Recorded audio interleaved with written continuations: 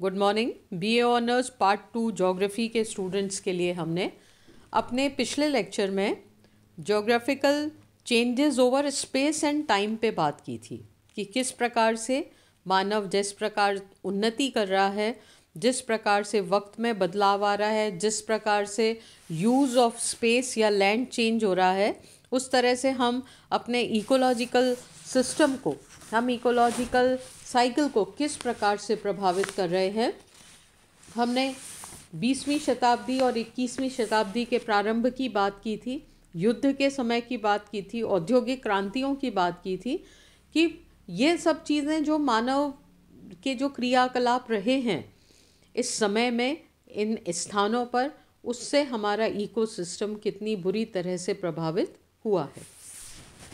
अब हम ये देखते हैं कि किस प्रकार से हमने समय और स्थान का जो यूज़ किया है उसका असर हमारे पारिस्थितिक तंत्र पर पड़ रहा है, या विकास के क्रम में सबके जिस प्रकार से हमने चेंजेस किए हैं पारिस्थितिक तंत्र में, वो किस प्रकार से हमें किस प्रकार से प्रभावित कर रहे हैं, कितना नेगेटिव उनका ग्रोथ हो गया है, और इसका जो प्रभाव है ये हमारी लाइफ पे कहीं ना कहीं पड़ रहा है। तो सबसे पहले हम उन कारकों का अध्ययन करेंगे जिसकी वजह से, जो मानवीय कारक हैं जिसमें मानवीय हस्तक्षेप है, ह्यूमन इंटरफेरेंस है, उसकी वजह से पारिस्थितिक तंत्र पर हमने इकोलॉजिकल अपना जो सिस्टम है उस पर हमने उसमें समय के साथ साथ हमने किस प्रकार से परिवर्तन किया है।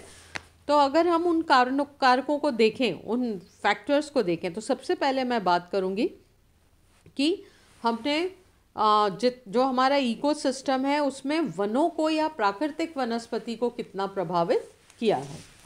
ये हमने देखा है कि जैसे जैसे मानव की जनसंख्या बढ़ी, उसको अपने रहने के लिए स्थान चाहिए था, उसको अपनी आर्थिक क्रियाओं के लिए बहुत सारे प्राकृतिक संसाधन चाहिए थे, और उसके ऊपर किसी प्रकार का नियंत्रण नहीं था।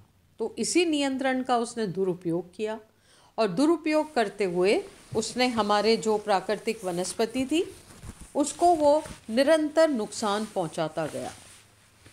और ये जो वन थे, अगर हम वही जब हम 20वीं शताब्दी की बात कर रहे थे कि जिस प्रकार से युद्ध हुए, जिस प्रकार से हमने बड़ी मात्रा में विध्वंस किया उस समय, तो उसका क्या रिज़ल्ट रहा कि हमने प्राकृतिक वनस्पति को बहुत बुरी तरह से प्रभावित किया, बहुत बुरी तरह से उसका विनाश किया। और उसका क्या रिज़ल्ट रहा कि हमारे यहाँ पर पृथ्वी पर जो भी मृदा अपरदन की क्रिया थी वो तेज़ी से बढ़ गई। तो हमने सिर्फ वृक्षों को काटकर, हमने सिर्फ वनों को ख़त्म नहीं किया, बल्कि जो मिट्टी की लेयर थी उस लेयर को भी हमने नुकसान पहुंचा दिया।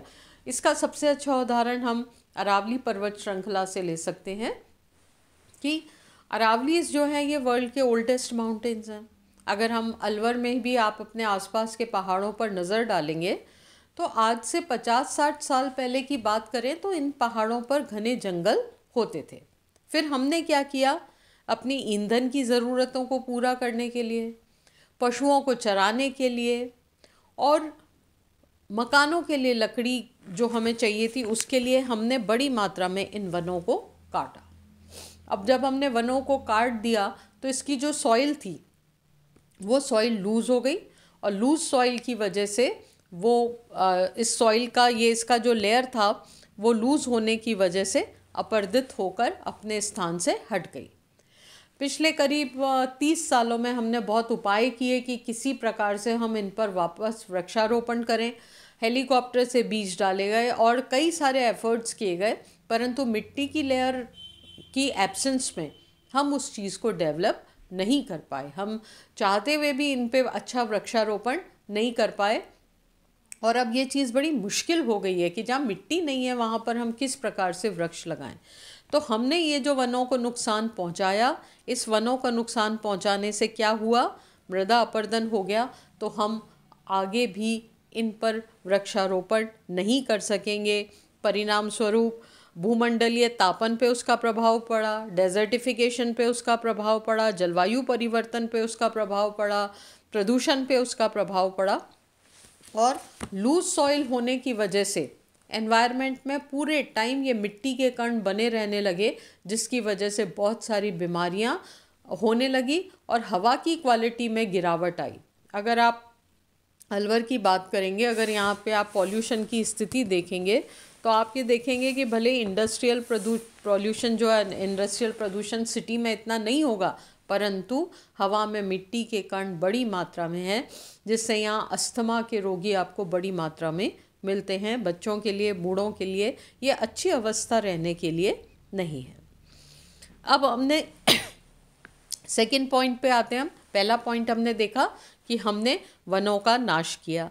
अब सेकंड पॉइंट, वनों का नाश करने का क्या रिजल्ट रहा कि जलवायु में परिवर्तन आया, क्योंकि हमने जितना भी हमारा ये जो सिस्टम था, इकोसिस्टम था, इसमें इसकी अवस्था को बदला।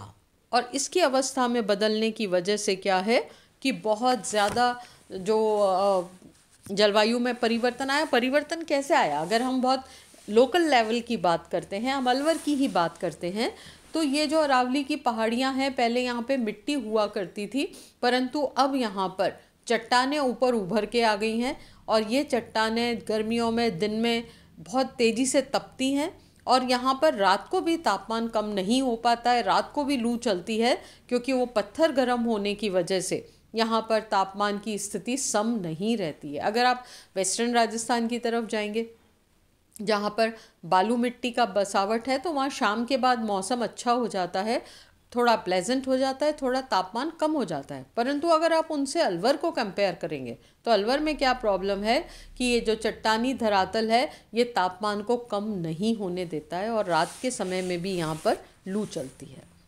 इसी तरह हमने क्या किया, तीसरे पॉइंट पे आते हैं हम, कि हमने जो सबसे निचले लेवल की वनस्पति थी, जिसमें हम घास को प्रमुख रूप से रखते हैं, अनियंत्रित चराई के से हमने उसको बिल्कुल नष्ट कर दिया। तो हमने घास के मैदानों को पशुपालन ने ख़त्म कर दिया, फ्लैट लैंड्स में कृषि ने ख़त्म कर दिया और वहाँ का जो मौलिक स्वरूप है वो मौलिक स्वरूप ही बदल गया और मौलिक स्वरूप के बदलने की वजह से पारिस्थितिक तंत्र में एक असंतुलन की स्थिति पैदा हो गई। तो हम बात करते हैं अगर ecological changes over space and time, तो हमने इस तरह से एक चरणबद्ध तरीके से एक टाइम फ्रेम में हमने इस प्रकार से हम नुकसान पहुंचाते जा रहे हैं। अब हम नेक्स्ट पॉइंट पे आते हैं कि हमने वनों को हटाया, हमने जलवायु में परिवर्तन की परिस्थितियां पैदा की, हमने घासों को प्रभावित किया। उसका क्या असर आया कि कृषि क्षेत्र और खाद्य उत्पादन भी उससे प्रभावित हुए। आप ये देखिए कि हमने प्राकृतिक वनस्पति को साफ करके वहाँ पे खेती शुरू कर दी और इस खेती को करने में भी क्या है कि हमारी ग्रीड जो थी, हमारा जो लालच था, वो लालच बढ़ता गया और उस लालच को पूरा करने के लिए या इतनी बड़ी पॉपुलेशन की आवश्यकता को पूरा करने के लिए हमने ओवर एक्सप्लॉयटेशन किया ज़मीन का। हमने उसमें उत्पादन की वृद्धि के लिए बहुत प्रकार के रसायनों का प्रयोग किया, हमने बहुत ज़रूरत से ज़्यादा यूरिया का प्रयोग किया और यूरिया का प्रयोग किया तो ज़रूरत से ज़्यादा उसमें उसकी वाटरिंग की, पानी जितना आवश्यकता नहीं थी उससे ज़्यादा पानी डाला। तो इससे हमें बहुत तरह के नुकसान हुए। पहली बात कि जो हमारे खाद्य फसलों का उत्पादन था उसकी क्वालिटी गिरी और कभी कभी तो ऐसा लगता है कि वो सब चीज़ें हमें नुकसान कर रही हैं। और उसकी क्वालिटी गिरने के साथ साथ क्या हुआ कि जो हमने इतना अधिक जल का प्रयोग किया, जितनी वाटरिंग की जिसकी ज़रूरत नहीं थी, वो कौन सा जल हमने यूज़ किया, हमारे यहाँ कोई नदी तो बहती नहीं है, तो हमने वहाँ पर जो भूमिगत जल का प्रयोग किया उसका क्या असर हुआ कि जल का जो लेवल है वो लेवल बहुत नीचे चला गया और उस लेवल के नीचे जाने की वजह से पानी की क्वालिटी में बहुत गिरावट आई। और अगर आज हम अलवर की बात करें यहाँ पे इतनी ज़्यादा फ्लोराइड की प्रॉब्लम है कि बिना आरओ सिस्टम के अगर आप पानी पीते हैं तो आपको कई प्रकार की बीमारियों के चांसेस रहते हैं। और आरओ का पानी पीने की वजह से बहुत ज़रूरी जो मिनरल्स हैं वो हमारी बॉडी में नहीं जा पाते। तो हम दोनों तरफ का एक नुकसान जो है वो नुकसान हमारे शरीर को हो रहा है। हम पानी से अनावश्यक चीज़ों के साथ साथ आवश्यक चीज़ों को भी निकाल रहे हैं।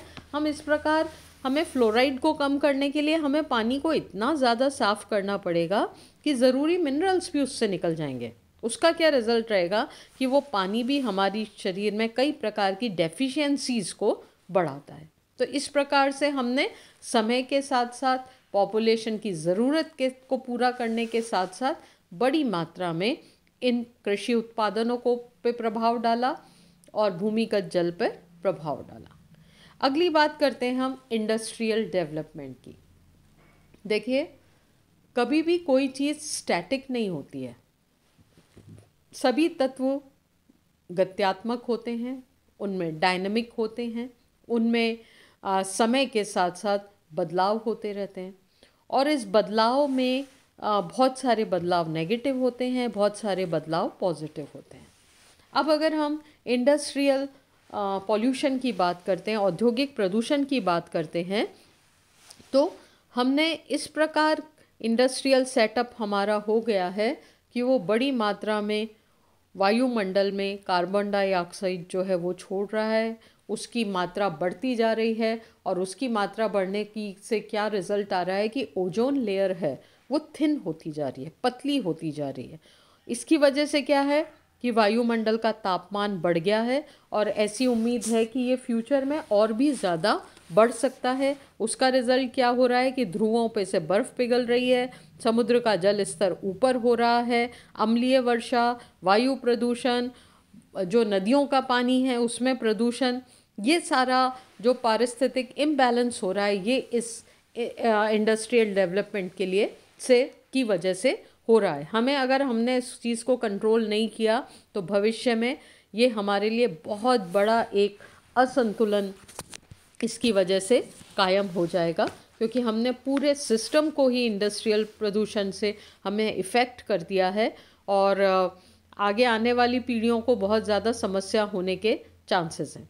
अब ये सारे डेवलपमेंट के साथ हमने एक नई समस्या को जन्म दिया, वो था ऊर्जा का संकट।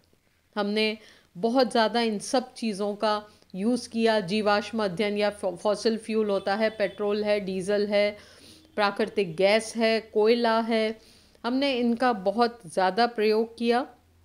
उसकी वजह से क्या है कि ऊर्जा का संकट खड़ा हो गया, क्योंकि चाहे हम पेट्रोलियम की बात करें, चाहे हम कोल की बात करें, ये हमें एक निश्चित मात्रा में ही अवेलेबल हैं और हम इनको रिक्रिएट नहीं कर सकते हैं। ये इस प्रकार के ईंधन है कि इसको बनने में करोड़ों वर्षों का समय लगा है। तो हमने वक्त की ज़रूरतों से ज़्यादा इन चीज़ों का विदोहन किया है और विदोहन की वजह से इन प्राकृतिक संसाधनों पर संकट खड़ा हो गया है और जिसकी वजह से हमारा पारिस्थितिक तंत्र जो है वो बहुत बड़ी मात्रा में इफ़ेक्ट हो रहा है। अब हमें क्या करना पड़ेगा? हमें नॉन कन्वेंशनल एनर्जी रिसोर्सेज का प्रयोग करना पड़ेगा, चाहे वो सौर्य ऊर्जा हो, पवन ऊर्जा हो, बायो ऊर्जा हो। हमें उन सब चीज़ों पे अपनी डिपेंडेंस बढ़ानी पड़ेगी, अदरवाइज़ आने वाले समय में बहुत संकट की स्थिति हो जाएगी। अगर हम दुबई और यूएई की कंट्रीज़ का अध्ययन करें तो उन्हें ये बात समझ में आने लगी है कि उनका सारा जो इकोनॉमिक कंडीशंस हैं वो पूरी तरह से इन्हीं चीज़ों पे डिपेंड है और ये चीज़ें भविष्य में ख़त्म हो जाएंगी, उनके लिए संकट पैदा हो जाएगा। उन्होंने इसलिए अपनी चीज़ों को डाइवर्सिफाई करना शुरू कर दिया है। उन्होंने अपने यहाँ पे अन्य संसाधन जुटाने शुरू कर दिए हैं ताकि उन्हें भविष्य में इस प्रकार की समस्याओं का सामना नहीं करना पड़े। इसके बाद हम नेक्स्ट पॉइंट की बात करेंगे, दैट इज़ माइनिंग, खनन। माइनिंग क्या होता है? देखिए, हम अपनी आवश्यकताओं को पूरा करने के लिए सारे खनिजों को भी निकालते हैं, पत्थर को भी निकालते हैं, मिट्टी को भी निकालते हैं और हम बहुत बड़ी मात्रा में प्राकृतिक संसाधनों को उजाड़ देते हैं। इसका क्या असर रहता है कि इससे हमारा जो पारिस्थितिक तंत्र है या हमारी इकोलॉजी है वो समय के साथ साथ बदलती जा रही है। आप बहुत छोटा सा एग्जाम्पल आपको लोकल लेवल पे देखें, अगर आप अलवर के आसपास देखें, अगर आप 10 या 15 साल पुराना एक नक्शा देखिए या एक एरियल फोटोग्राफ देखिए और आज का देखिए, तो आप देखेंगे कि कई जो छोटे छोटे पर्वत थे वो समूल ख़त्म ही हो गए, उनका सारा पत्थर निकाल लिया गया और उनका अस्तित्व ही समाप्त कर दिया गया। तो ऐसी स्थिति में क्या होता है कि उसका असर हमारे पारिस्थितिक तंत्र पे, हमारे इकोलॉजिकल बैलेंस पे पड़ता है और उसकी वजह से क्या होता है कि भविष्य के लिए अनेक प्रकार की चुनौतियां हमारे सामने खड़ी हो जाती है। तो हमने मूल रूप से ये जो 7 कारण डिस्कस किए, ये वो कारण थे जिससे इकोलॉजिकल चेंजेस आया है ओवर स्पेस एंड टाइम, वक्त और समय के साथ साथ पारिस्थितिक बदलाव आया है। उस बदलाव के लिए ये सारे कारण जो हैं ये उत्तरदायी हैं।